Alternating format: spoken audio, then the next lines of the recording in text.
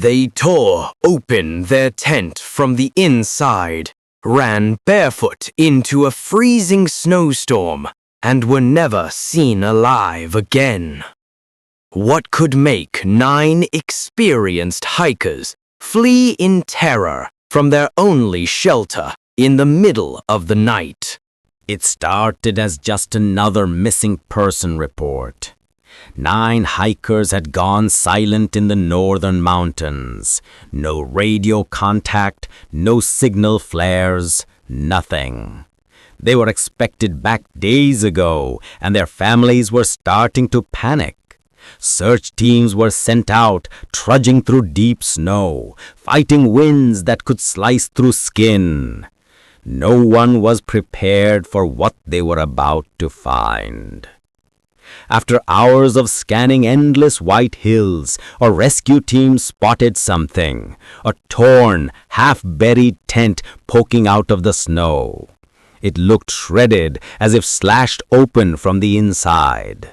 The fabric was stiff with frost, and the poles were bent at strange angles. But the strangest part wasn't the tent itself, it was the silence. No footprints leading toward it, no voices, no movement, nothing but the endless wind howling through the pines. When they looked closer, they realized the cuts in the tent weren't from an animal. Someone had used a sharp object, probably a knife, to rip their way out from the inside. Inside the tent were clothes scattered everywhere, boots, jackets, flashlights, even a camera. The food supplies were still there, untouched, as if the group had left in a hurry in the middle of dinner. Then one of the rescuers noticed footprints in the snow leading away from the tent, barefoot tracks, barefoot in temperatures so cold it could freeze skin in minutes. They followed the prints, which trailed off toward the edge of the forest. The rescuers kept calling out the hikers' names, hoping to hear something, anything, but the only reply was the whisper of the wind. About 500 meters from the tent, near the edge of a frozen forest, they saw something dark lying in the snow. 2 shapes, side by side. When they brushed off the frost, they realized they were bodies, barefoot, wearing only thin underclothing. Their hands were burned as if they tried to light a fire. A small patch of branches nearby showed signs of being torn off hastily. Maybe they were trying to climb a tree, or maybe they were hiding from something. As the team searched further, they found more bodies, one frozen mid-step, another face down in the snow, as if crawling back toward the tent. Each one told the same silent story, a desperate attempt to survive, but no clear reason why they had fled in the first place. And the tent, that tent, remained a question no one could answer. Why would anyone rip their way out of safety in the middle of the night? What did they hear or see that made them run into a storm barefoot with no supplies, no light, and no chance of survival?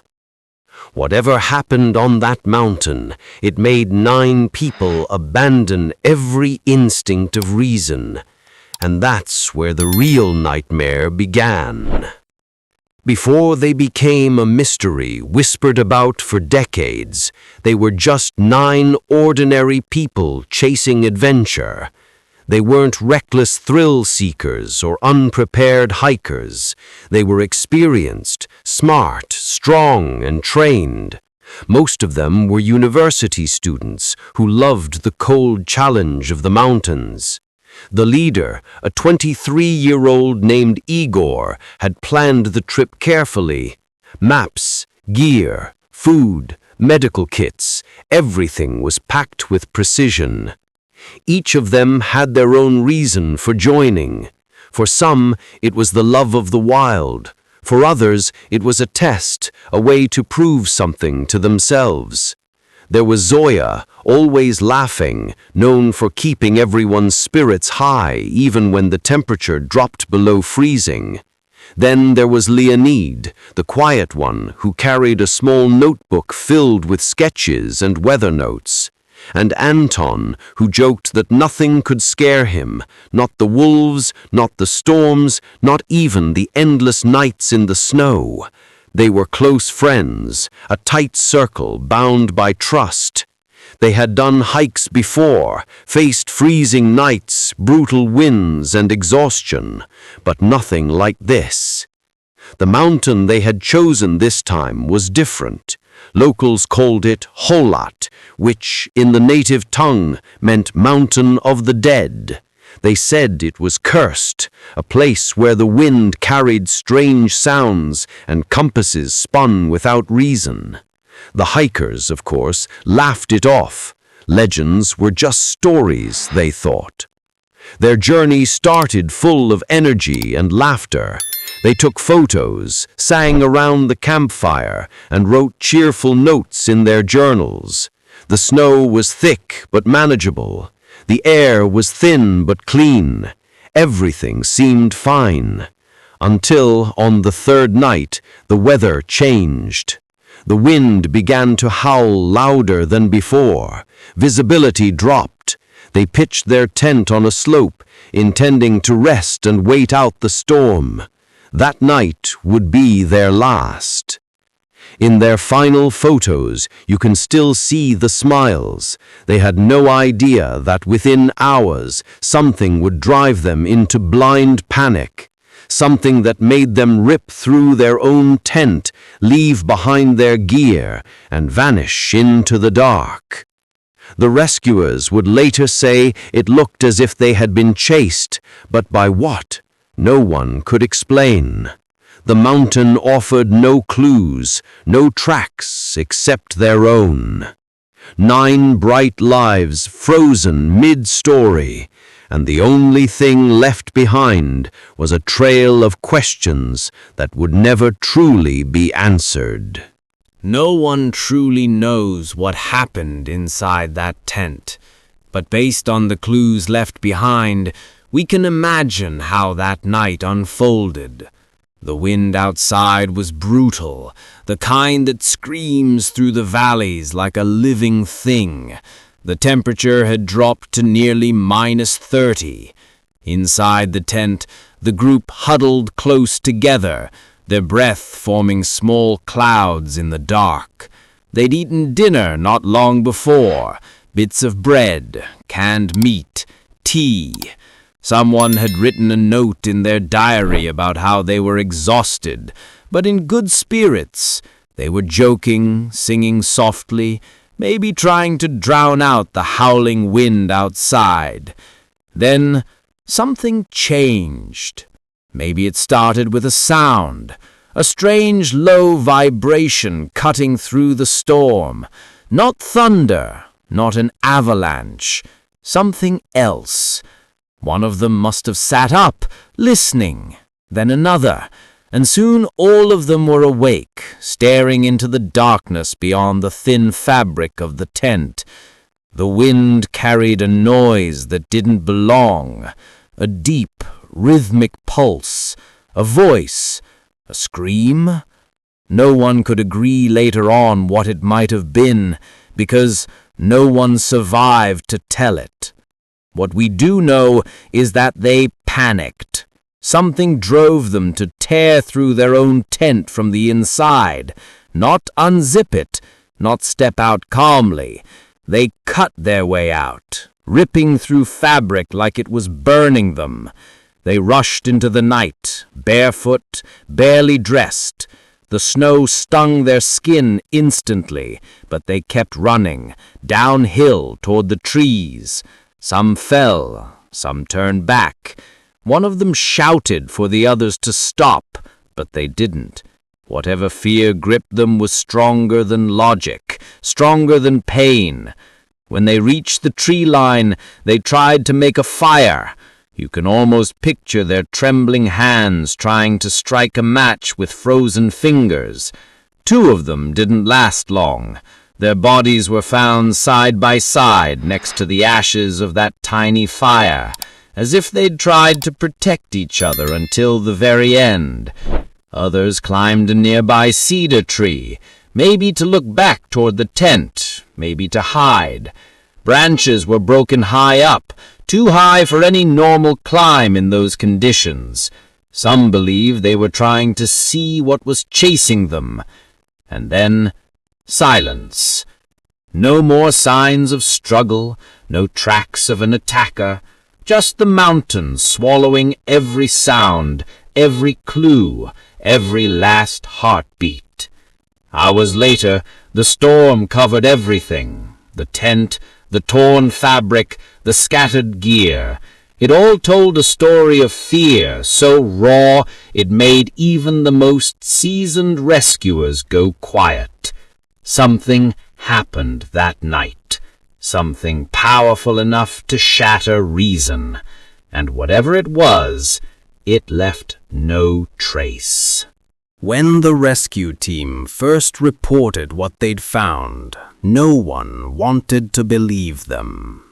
The tent ripped open from the inside, bodies scattered hundreds of meters apart.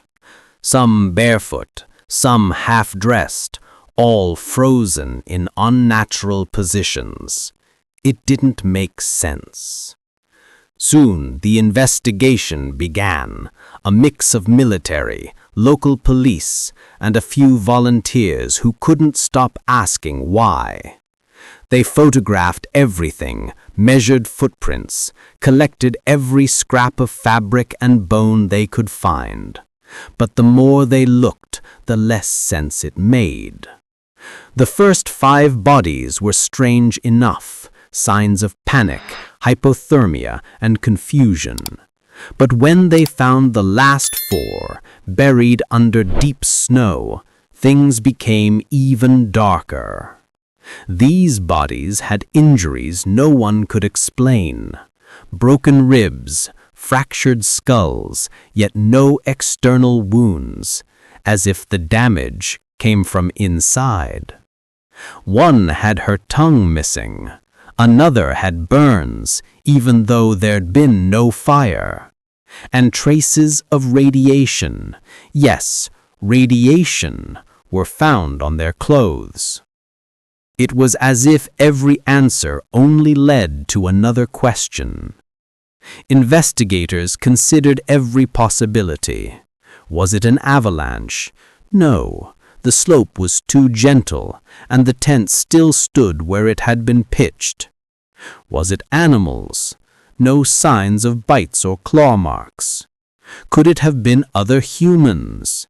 There were no other tracks, no signs of struggle, no weapons. The final report called it a compelling natural force. But what kind of natural force makes experienced hikers flee barefoot into sub-zero temperatures and die in such bizarre ways?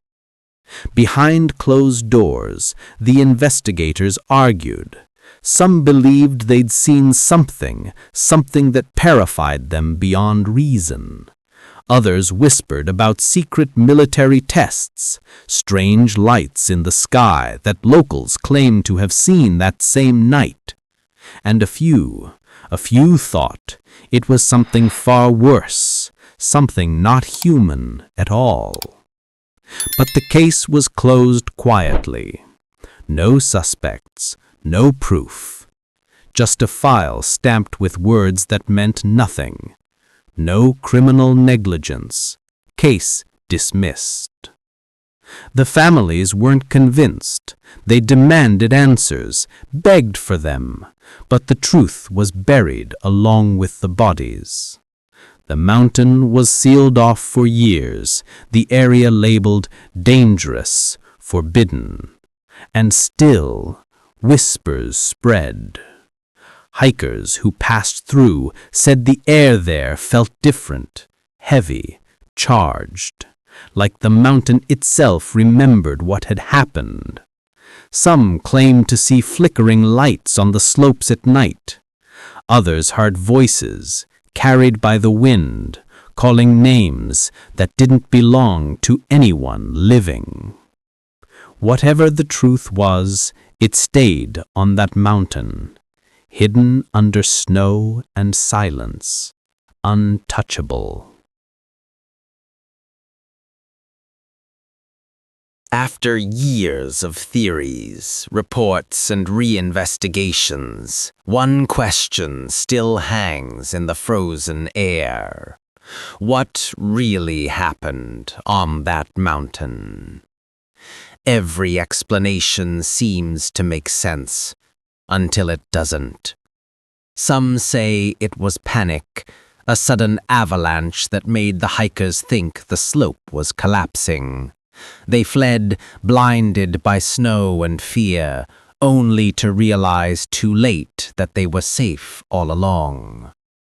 But if that's true, why were their injuries so severe? Why the radiation? Why tear through the tent when the entrance was right there? Others point to secret military tests. Strange orbs of light had been reported in the skies around that region for weeks. Could the hikers have stumbled upon something they weren't supposed to see? Some experiment gone horribly wrong? It would explain the radiation and why the investigation was shut down so quickly. But again, there's no proof. Only whispers and cover-ups. Then there are those who believe something else, something beyond science. They talk about the mountain's name, the Mountain of the Dead. How locals refused to go near it, claiming it was cursed. That strange sounds echoed through the valleys at night. That even compasses refused to work properly there. Maybe the hikers weren't alone that night.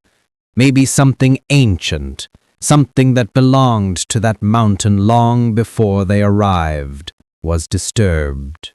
Something they couldn't understand, but felt.